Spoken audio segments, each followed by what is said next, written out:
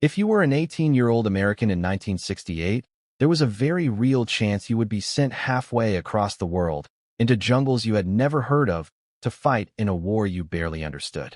And if you were a farmer in Vietnam during that same year, there was a very real chance your village would be caught between two armies, both claiming to fight for your future. How did this happen?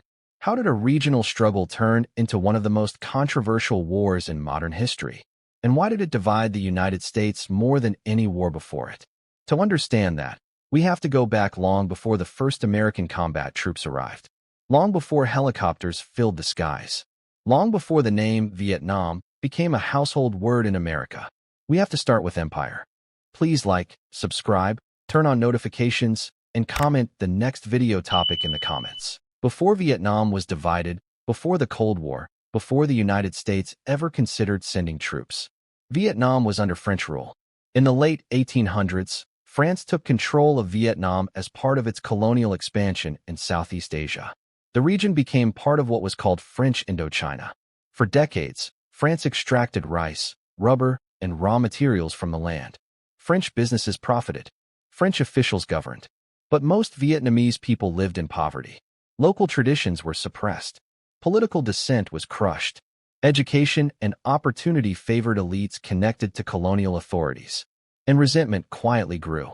In the early 20th century, Vietnamese nationalist movements began forming. Some wanted reform. Others wanted total independence. One man would eventually become the face of that movement. His name was Ho Chi Minh. We'll come back to him in a moment. But first, something happened that changed everything: World War II. During World War II, Japan occupied Vietnam. France, weakened by Germany and Europe, could not fully defend its colony. So for several years, Vietnam was under Japanese military control, though French administrators still technically operated under Japanese oversight.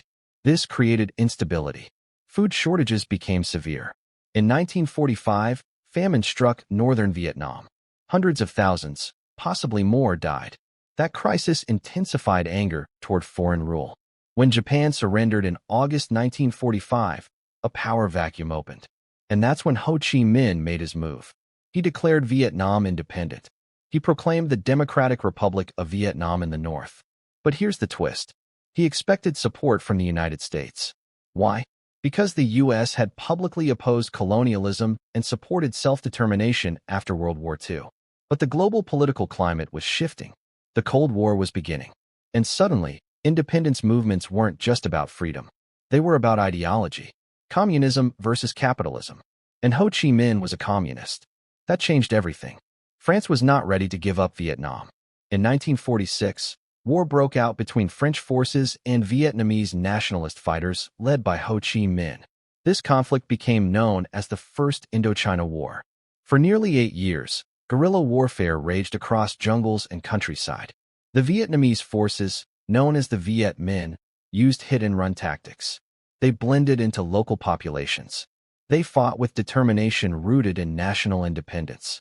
France, despite superior weaponry, struggled to control rural areas. Meanwhile, the Cold War intensified. The Soviet Union and China supported the communist-led Viet Minh. The United States, worried about communist expansion, began financially supporting France.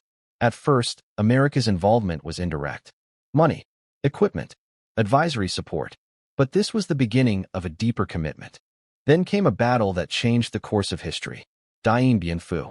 In 1954, French forces set up a fortified base in a valley called Dien Bien Phu. They believed they could lure Viet Minh forces into a conventional battle. They were wrong. The Viet Minh surrounded the base. They hauled heavy artillery through mountains and jungle, an extraordinary logistical feat. For weeks, they bombarded French positions. Supply lines were cut. Morale collapsed. In May 1954, French forces surrendered. It was a shocking defeat. A colonial empire had been beaten by a nationalist guerrilla movement. Soon after, international negotiations took place in Geneva. The Geneva Accords temporarily divided Vietnam at the 17th parallel. The North would be controlled by Ho Chi Minh's communist government. The South would be led by a non-communist administration. National elections were supposed to unify the country in 1956. But those elections never happened. And that decision would pull the United States directly into war. Up next, how America moved from financial support to full-scale military involvement. Why would the United States care so deeply about a country thousands of miles away? The answer lies in something called the domino theory. American leaders believed that if one country in Southeast Asia fell to communism, neighboring countries would follow, like dominoes. China had already become communist in 1949. North Korea had invaded South Korea in 1950. The Cold War felt urgent, fragile, dangerous. So when Vietnam was divided, the U.S. backed South Vietnam. They supported its new leader, Ngo Dinh Diem. He was anti-communist, but he was also authoritarian. His government faced corruption allegations. Religious tensions increased. Opposition groups formed in the South, and many of them aligned with communist forces in the North. This southern insurgency became known as the Viet Cong. By the early 1960s, violence was escalating. American advisors were on the ground. Military aid was increasing, but full war had not yet begun. That spark would come in 1964, and when it did, everything changed. In August 1964, U.S. naval vessels reported being attacked by North Vietnamese patrol boats in the Gulf of Tonkin. The details were unclear. Reports were conflicting, but the incident was used to justify a major escalation. The U.S. Congress passed the Gulf of Tonkin Resolution. It gave President Lyndon B.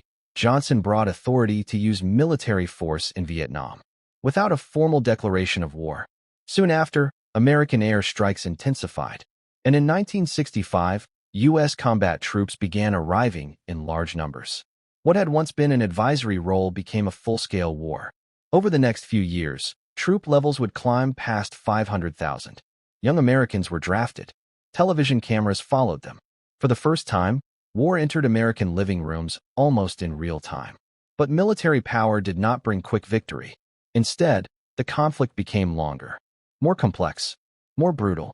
In Part 2, we'll explore jungle warfare and guerrilla tactics, life for American soldiers, the Viet Cong strategy, the bombing campaigns, and how the war at home began to fracture American society. Because the battlefield wasn't only in Vietnam, it was in American cities too. When the first major U.S. combat troops landed in Vietnam in 1965, many believed the war would be short. America had overwhelming firepower, advanced aircraft, heavy artillery, modern logistics. But Vietnam was not a traditional battlefield. It was a war without clear front lines, a war without obvious victories, a war where the enemy often disappeared into the jungle or into the nearest village. And that changed everything.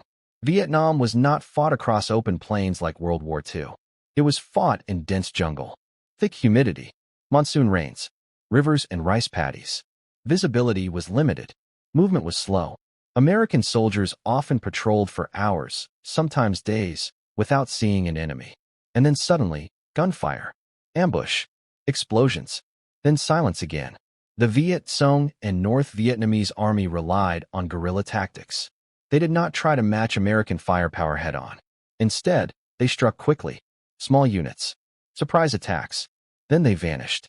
They used underground tunnel systems stretching for miles, hidden supply routes through Laos and Cambodia, known as the Ho Chi Minh Trail. They moved weapons and troops under jungle cover. The U.S. military measured success by body counts and territory cleared. But territory rarely stayed cleared. Once American troops moved on, insurgent forces often returned.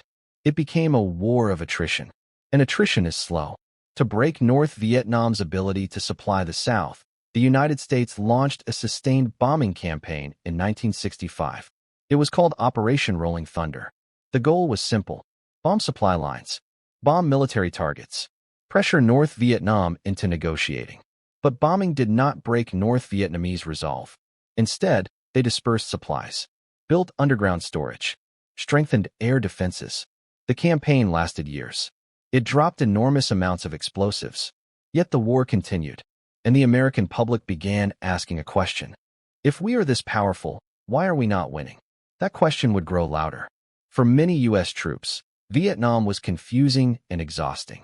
The average age of an American soldier in Vietnam was about 19. Some were volunteers. Many were drafted. They trained quickly. They deployed quickly. And they entered an environment unlike anything they had imagined. They carried heavy gear in extreme heat. They feared hidden explosives, booby traps, landmines, tripwires. They worried that any civilian might secretly support the enemy. Trust became complicated. Every patrol could be routine or deadly. Helicopters became the symbol of the war. They transported troops into hot zones. They evacuated the wounded. They delivered supplies. The sound of rotor blades defined the conflict. But helicopters also made the war feel constant. Always moving, always unstable. Some soldiers formed tight bonds. Others struggled with isolation and stress. And as casualties rose, morale shifted. Because the war did not seem closer to ending. It felt endless. At first, most Americans supported involvement in Vietnam. It was framed as stopping communism, protecting freedom. But as the years passed, televised images changed public perception. News footage showed firefights, burning villages, coffins returning home. Unlike previous wars, this conflict played out nightly on television screens. Parents watched. Students watched. The gap between official statements and visible reality created doubt. Protests began forming on college campuses. Teach-ins, marches, draft card burnings. The anti-war movement grew steadily. Not everyone opposed the war. Many Americans supported the troops and believed the mission was necessary. But division deepened. And 1968 would become the year everything exploded. In January 1968, during the Vietnamese Lunar New Year holiday known as Tet, North Vietnamese and Viet Cong forces launched coordinated attacks across South Vietnam. More than 100 cities and towns were targeted. Even the U.S. Embassy compound in Saigon was attacked. The offensive shocked American military leadership. It shocked the public even more. Militarily, the offensive was costly for North Vietnam. They suffered heavy casualties. But psychologically, it was a turning point. For years, Americans had been told progress was being made, that the enemy was weakening. Yet suddenly, coordinated attacks were happening everywhere. If the enemy was losing, how could this be possible? Public confidence dropped sharply. Television coverage amplified the shock. The war no longer looked manageable. It looked unwinnable, and political consequences followed. By 1968, President Lyndon B. Johnson faced mounting criticism. Casualties were high. Protests were expanding. Political opposition was growing within his own party. In March 1968, Johnson announced he would not seek re-election. It was a stunning moment. A sitting president stepping away during wartime. The nation was exhausted, and change was coming. But before American troops would leave Vietnam, the war would intensify again. Because even as public support declined, the fighting continued. And in some ways, it became more complicated. In Part 3, we'll explore the strategy called Vietnamization, the expansion of war into Cambodia and Laos, the My Lai massacre and its impact, the growing anti-war protests, and how the conflict began reshaping American politics permanently. Because Vietnam didn't just change Southeast Asia, it changed the United States itself. By 1969, the Vietnam War had already lasted longer than most Americans expected. More than 500,000 U.S. troops were in Vietnam. Casualties were mounting. Protests were growing louder. And confidence in the war effort was fading. But the fighting was far from over. In fact, the next phase would become one of the most controversial of all. Because instead of ending quickly, the war expanded. When Richard Nixon became president in 1969, he promised a plan for peace with honor. He knew Americans wanted out. But a sudden withdrawal risked South Vietnam collapsing immediately. So his administration introduced a strategy called Vietnamization. The idea was simple. Gradually withdraw U.S. troops. Train and equip South Vietnamese forces to take over combat operations. Shift the burden of fighting back to South Vietnam. On paper, it seemed practical. American troop levels began decreasing.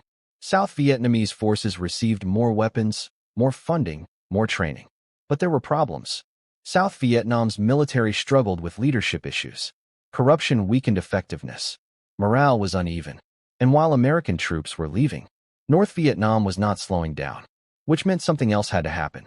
And that something else would expand the war beyond Vietnam's borders. North Vietnam relied heavily on the Ho Chi Minh Trail to move troops and supplies into the south. But parts of that supply route ran through neighboring countries, Laos and Cambodia. Officially, those countries were neutral. But in 1969, the United States began secret bombing campaigns in Cambodia to disrupt enemy supply lines. The goal was to weaken North Vietnam's ability to sustain the war. When news of the Cambodian bombing became public, outrage exploded. Many Americans felt the war was spreading instead of ending. Protests intensified. College campuses became centers of activism. Demonstrations were no longer small gatherings. They were massive, and tension between protesters and authorities escalated. In 1970, that tension turned deadly. In May 1970, students at Kent State University in Ohio were protesting the expansion of the war into Cambodia. The National Guard was called in. During a confrontation, guardsmen opened fire on unarmed students. 4 students were killed. 9 were wounded. The incident shocked the country. For some Americans, it symbolized a government losing control. For others, it represented the dangers of unrest.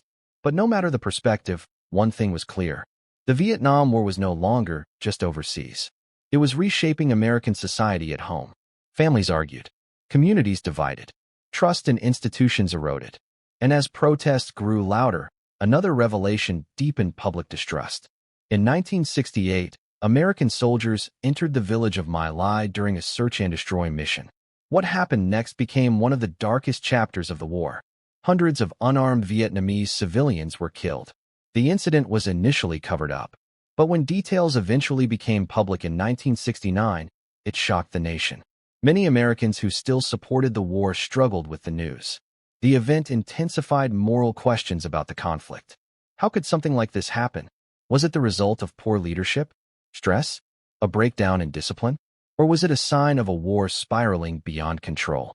The My Lai massacre became a symbol of how deeply complicated and painful the war had become, and it accelerated demands for withdrawal. But ending a war is never simple, especially when global politics are involved. While protests filled the streets, not all Americans opposed the war.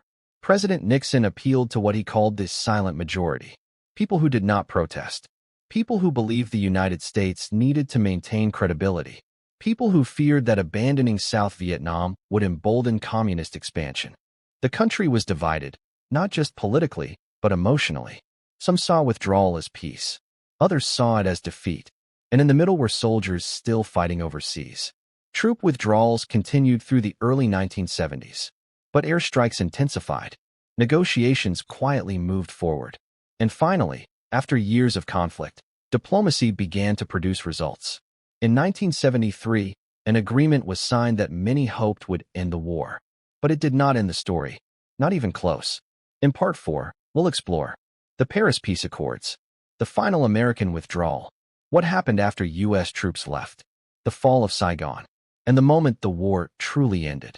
Because even after America exited, the fighting continued, and the final images of the war would become some of the most unforgettable in modern history. By the early 1970s, most Americans wanted the Vietnam War to end. Nearly 2 decades had passed since the conflict began. Tens of thousands of American lives had been lost. Millions of Vietnamese had died. The country was divided. Trust in government had weakened. And yet, the war was still not officially over. But behind the scenes, negotiations were moving forward.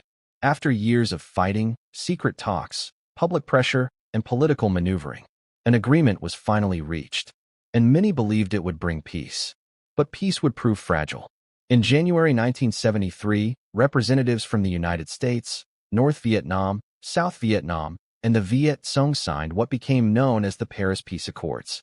The agreement included several key terms. The United States would withdraw all remaining combat troops. Prisoners of war would be exchanged.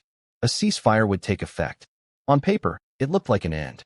American involvement was officially concluding. U.S. combat troops began leaving. American prisoners of war were released and returned home. For many families, it felt like closure. But inside Vietnam, the situation remained unstable. The agreement did not require North Vietnamese troops already in the South to leave. Fighting between North and South Vietnamese forces continued. The United States had exited, but the war inside Vietnam had not truly stopped. And without direct American military support, South Vietnam stood alone. After the U.S. withdrawal, South Vietnam struggled. American financial and military support continued, but at reduced levels. Domestic political pressure in the United States made renewed military intervention unlikely. North Vietnam watched carefully. In 1975, they launched a massive conventional offensive. This was no longer just guerrilla warfare. It was large-scale military movement. Tanks, artillery, organized divisions advancing rapidly. South Vietnamese forces began collapsing under the pressure. Cities fell one by one. Resistance weakened, and panic spread through the capital city of Saigon. As North Vietnamese forces closed in, chaos unfolded. Civilians tried desperately to flee. American personnel rushed to evacuate. Helicopters lifted off from rooftops. Crowds gathered at the U.S. Embassy. It was a moment broadcast around the world. On April 30th, 1975, North Vietnamese forces entered Saigon. The South Vietnamese government surrendered. The war was over. Vietnam would soon be officially reunified as the Socialist Republic of Vietnam. After 20 years of conflict, the fighting had ended. But the consequences were just beginning.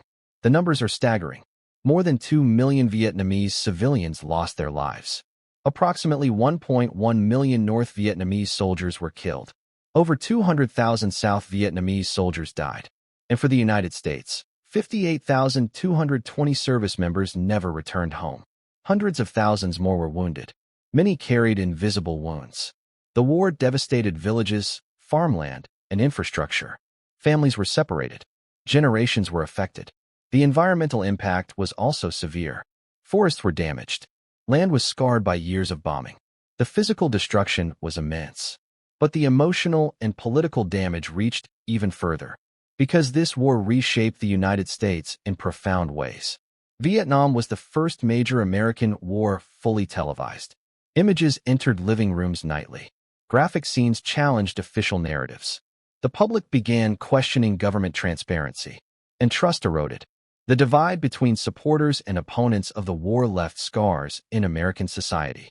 Protests had changed the culture. Music, art, and media reflected frustration and doubt. The war also led to concrete political change. In 1973, Congress passed the War Powers Act. This law limited the president's ability to commit U.S. troops to conflict without congressional approval. It was a direct response to the long and controversial involvement in Vietnam.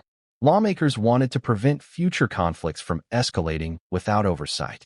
Vietnam became a lesson, a warning, a turning point in how America approached military intervention. When American soldiers returned home from Vietnam, the reception was often complicated. Unlike previous wars, there were no large victory parades. The country was divided. Some veterans felt misunderstood. Others struggled silently. Over time, national reflection deepened. Memorials were built. Stories were told. Recognition grew. The Vietnam Veterans Memorial in Washington, D.C., now stands as a powerful reminder of the human cost. Names etched in stone. Thousands of them. Each one representing a life. A family. A story. Vietnam forced the United States to confront difficult questions. About foreign policy.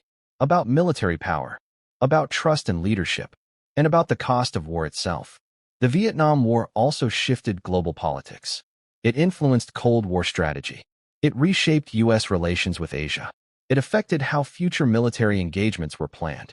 The idea of the domino theory, that one country falling to communism would trigger regional collapse, did not unfold exactly as many policymakers predicted. History proved more complicated.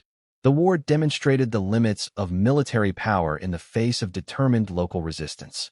It highlighted how culture, politics, and nationalism can outweigh technological advantage.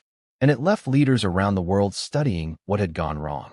Because Vietnam was not just a battle of armies. It was a battle of ideologies, of willpower, of endurance. And endurance ultimately determined the outcome. The Vietnam War lasted from 1955 to 1975. 20 years. Multiple presidents. Millions of lives changed forever. It began with the belief that stopping communism in one place would prevent its spread elsewhere. It ended with helicopters lifting off a rooftop as a capital city fell. It divided a nation. It transformed foreign policy. It altered the relationship between citizens and government. And it left behind one enduring question. What is the true cost of war? Not just in money, not just in territory, but in trust, in unity, in human lives.